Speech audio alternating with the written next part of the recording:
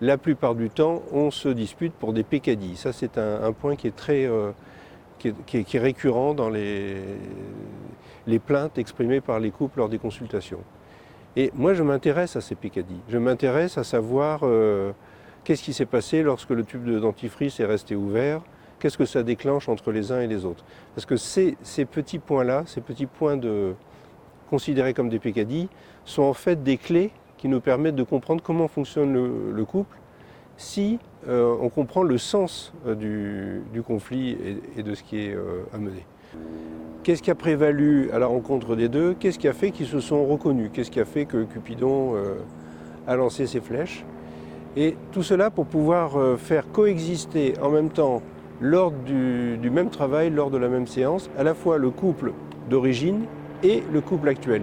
Le couple d'origine qui, espérons-le, et la plupart du temps, est connoté positivement, rappelle des bons souvenirs. D'ailleurs, au moment où on commence à interroger les membres du couple sur la création du couple, on voit des sourires qui se font, on voit des petites larmes qui sont versées, ils se mettent à se parler tendrement. Donc, faire coexister dans la même séance ce couple-là qui a existé, qui est à l'origine de leur relation, et le couple actuel qui est en crise. Et de comprendre comment on est passé de l'un à l'autre, comment on est passé d'un niveau à l'autre, quel est le processus qui les a amenés à ce changement. Ce qui fait que le psychothérapeute de couple s'intéresse autant à ce qui marche qu'à ce qui ne marche pas, s'intéresse autant aux satisfactions que peuvent avoir les membres du couple, même encore aujourd'hui, et pas seulement à ce qui ne va pas.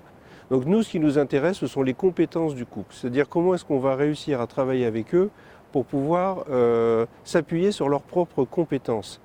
Et c'est en développant leurs propres compétences qu'on va pouvoir mettre en marche le processus thérapeutique. Donc il ne s'agit pas de donner des conseils, ça c'est le premier point. Le second point, le psychothérapeute n'est pas un juge, c'est-à-dire qu'il ne va pas dire c'est bien, c'est mal, il ne va pas se situer d'un point de vue moral ou même d'un autre point de vue, donc il est totalement incompétent pour pouvoir définir le bien et le mal du couple. Le troisième point, c'est que le psychothérapeute ne peut pas donner raison à l'un ou à l'autre. Et d'ailleurs, je me souviens d'une première séance de psychothérapie avec un couple pour lequel il n'y en a pas eu une deuxième. À la fin de cette première séance, le monsieur me dit « Mais alors, vous n'allez pas nous dire qui a raison ou qui a tort ?» Je lui dis « Ben non, monsieur, c'est pas mon rôle. » Et il dit « Mais alors à ce moment-là, à quoi vous servez ?» Et ces personnes sont parties et ne sont jamais revenues. Ensuite, le psychothérapeute ne doit pas être disqualifiant pour les gens qu'il reçoit. Alors je dirais, si on n'est pas disqualifiant, si on n'est pas juge, si on ne donne pas de conseils, si on dit pas si c'est bien ou si c'est mal, et si on est dans un processus d'accompagnement, il y a de fortes chances qu'on travaille avec le couple dans un élan qui va les amener à trouver un nouvel équilibre. Et ce travail, il va se faire ensemble. Pour être bien sûr que ce travail se fasse ensemble, ça je peux le révéler, dans ma façon de travailler, à chaque fois je vais demander est-ce que vous voulez revenir ou pas. C'est-à-dire que ce sont les personnes qui viennent en consultation qui contrôlent le fait de venir ou pas, chaque séance pouvant être la dernière. Et enfin, l'autre point qui est contrôlé par le couple, c'est le contenu de chaque séance. C'est-à-dire, mis à part la première séance qui m'aide à comprendre dans quelle problématique on se situe, comment ils sont passés d'une situation satisfaisante lorsque le couple s'est créé, une situation de conflit difficile lorsqu'ils viennent consulter. Voilà, cette première séance, elle est assez travaillée et j'ai eu une idée des points par lesquels il faut passer. Mais ensuite, à partir de la deuxième séance, je leur demande de revenir chacun avec une question à travailler.